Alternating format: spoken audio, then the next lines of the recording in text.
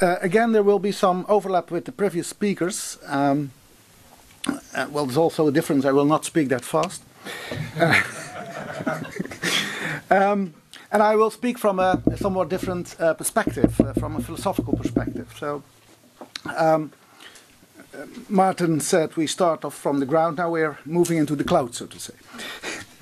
Ins Blau hinein, as one can say in German.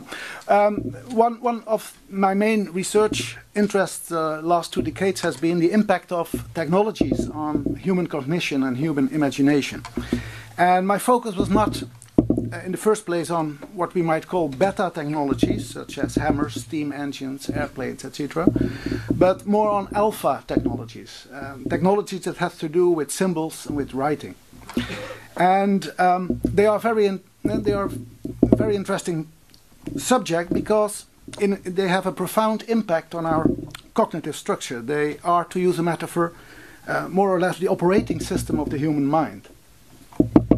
Well, in my very concise talk, I will tell you something about 2 major transformations of our cognitive structure. The first one was in the New Stone Age, about 10,000 years ago, the invention of writing, and we can understand this as a kind of outsourcing of human memory.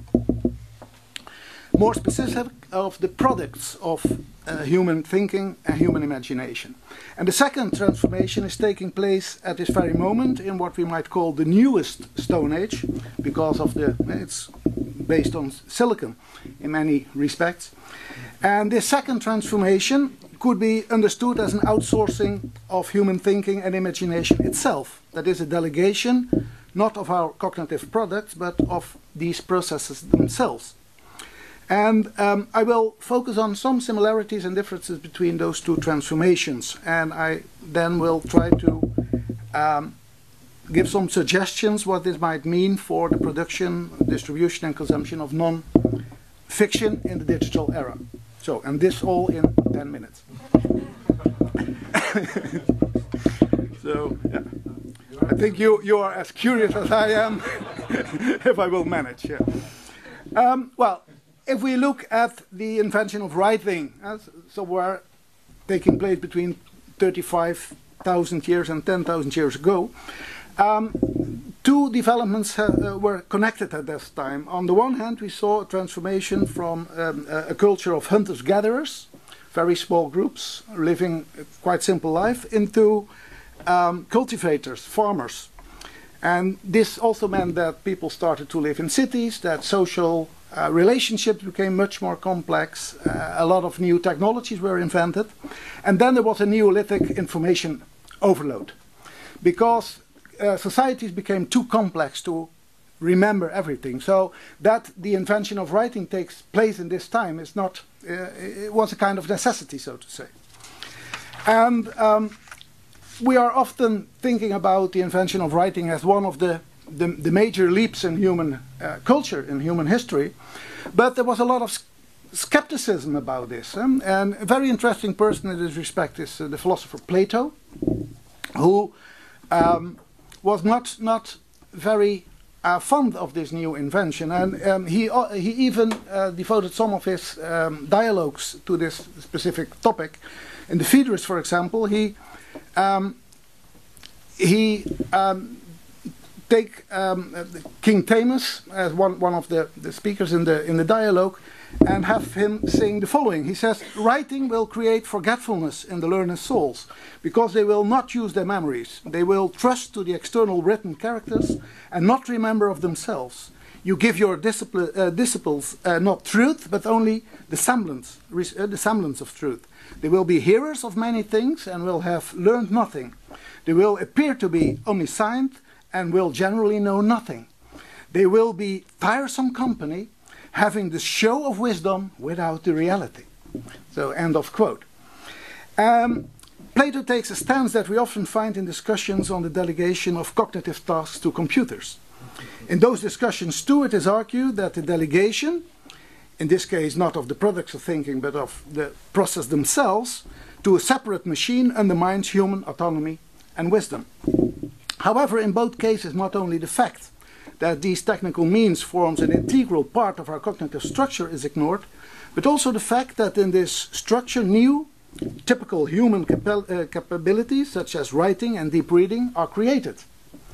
It is not without irony that both the style and the contents of Plato's philosophy to a large extent is a product of the technology of writing.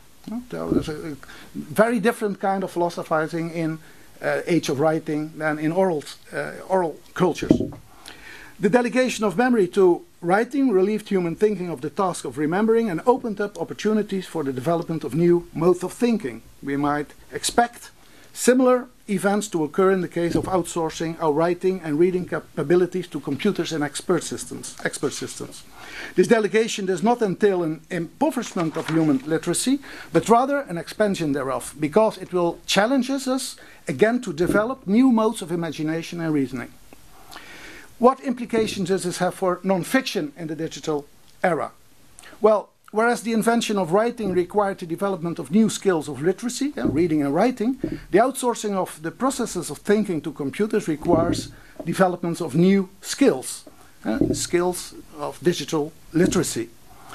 As we are still in the middle of the transition, it's not easy to predict how these new skills will look. However, when we look at the four of the basic characteristics of the digital computer, multimediality, interactivity, connectivity, and virtuality, we might at least predict in which domains we might expect the development of these new skills will take place.